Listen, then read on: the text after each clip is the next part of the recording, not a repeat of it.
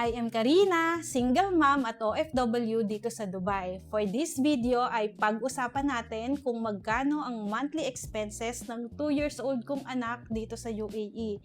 So guys, 2 years old pa lang yung anak ko, hindi pa nag-aaral at ito yung kanyang monthly na gastos dito sa UAE, and hopefully para sa mga nagbabalak na dalhin yung anak nila dito ay makatulong itong video na ito sa inyong decision making kung kaya na ba or kailangan pang paghandaan ang pagdadala ng anak dito.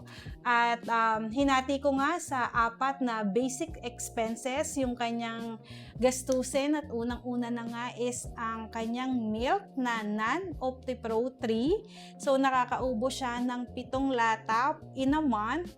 Sa 80 dirhams per can ay umaabot ng 560 dirhams ang kanyang monthly consumption for the milk alone.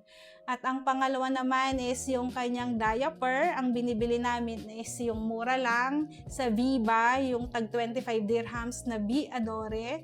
So nag-aalat na ako ng 5 packs per month at ang total nun ay 125 dirhams. At ang pangatlo naman is yung kanyang bayad sa daycare na 1,250 dirhams. Syempre naman guys, hindi ako makakapagtrabaho kung hindi ko siya iiwan sa daycare, at yun ang aking isa sa talagang malaking gastos when it comes para sa anak ko. At ang pangatlo naman na category is yung others. Pinagsama-sama ko na. Nag-alat lang ako ng 300 doon. Kasama na dyan yung kanyang food, yung kanyang vitamins, kapag bibilan ko siya ng toys, ng damit, minsan may check-up. So, pinagsama-sama ko na sa monthly budget na 300 dirhams.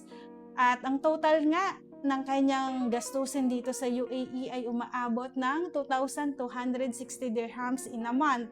At kung i-convert natin yon sa Philippine peso ay aabot ng 33,900. So guys, ayan. Ito ay pang 2 years old lang na gastos. Iba pa yung mga nag-aaral na dito sa UAE. And that's it for my video, and see you on my next vlog.